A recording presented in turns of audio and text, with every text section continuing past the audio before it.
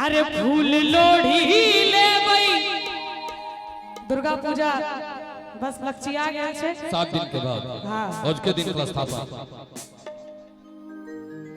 और दुर्गा पूजा आवा वाला है और सब ठाम मां के जय जयकार भ रहल है कि फूल लोढ़ी ले भाई जाका भोर के नहरिया में हाँ भोर के नहरिया में कल दुनू हाथ उठा दियो सब गोटे और ताली बजा के हमरा संगे कलसा की नाचे कोई हमता दरभंगा बजरिया में कलसा की नाचे भाई हमता दरभंगा बजरिया में अरे फूल लोढ़ी ले भाई जाका भोरा के नहरिया में फूल लोढ़ी ले भाई जाका भोरा के नहरिया में भोर के नहरिया में कलसा की नाचे कोई हमता दरभंगा बजरिया में कलसा की नाचे भाई हमता दरभंगा बजरिया में भगवान श्यामा मैया की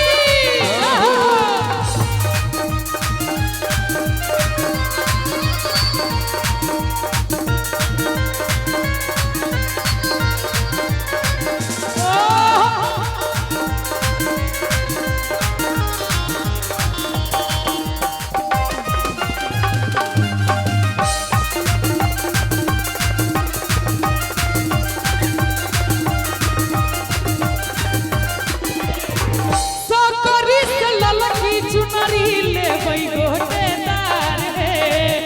सीता मढ़ी सा लहठी ले बई नगदार रे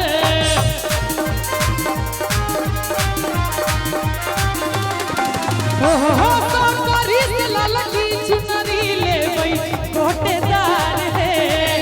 सीता मढ़ी सा लहठी ले बई नगदार रे बिजलीपुर गाम छे ना बिजलीपुर नामे छे बिजलीपुर बिल्कुल अरे बिजलीपुर से ललकी चुनरी ले बई गोटेदार है आ झंझारपुर से नबका लहठी ले बई नगदार है और दरभंगा के श्यामा मैया सिद्ध पिठू उच्चठ नगरिया में जय हो तनी एक बार पाछुओ से ताली बजा दियो सब गोटे अरे दरभंगा के श्यामा मैया सिद्ध पिठू उच्चठ नगरिया में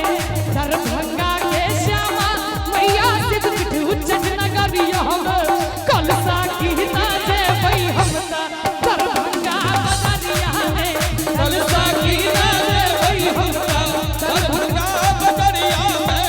दुर्गा मैया सूतल छथिन कहबर के रे ओ छरावा कहबर के रे ओ छरावा से के रे